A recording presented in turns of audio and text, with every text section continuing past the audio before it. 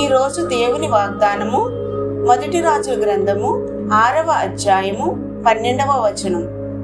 నేను చేసిన వాగ్దానమును నీ పక్షముగా స్థిరపరిచెదను. ప్రభు అయిన యేసుక్రీస్తు నామములో మీ అందరికీ వందనములు. ఈ వాక్యము మనకు దేవుని విశ్వసనీయతను గుర్తు చేస్తుంది.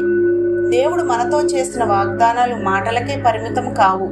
అవి నెరవేర్చబడుటకు ఆయన స్వయంగా బాధ్యత వహిస్తాడు. మనము ఆయన చిత్త ప్రకారం నడుచుకుంటూ ఆయన ఆజ్ఞలను గౌరవించినప్పుడు ఆయన మన పక్షముగా నిలబడి వాగ్దానమును స్థిరపరుస్తాడు. మన జీవితాలలో ఆలస్యములు ఉండవచ్చు, పరీక్షలు ఎదురయ్యే అవకాశం ఉండవచ్చు. అయినా దేవుడు తన మాటను ఎప్పటికీ మర్చిపోడు. మన విశ్వాసము తగిన వేళలో కూడా దేవుని విశ్వసనీయత తగ్గదు. ఆయన చెప్పిన ప్రతి మాట తన సమయంలో నెరవేరుతుంది. అందుకే ఈరోజు మనం ధైర్యముగా ఉండాలి. దేవుడు మన పక్షముగా ఉన్నాడు.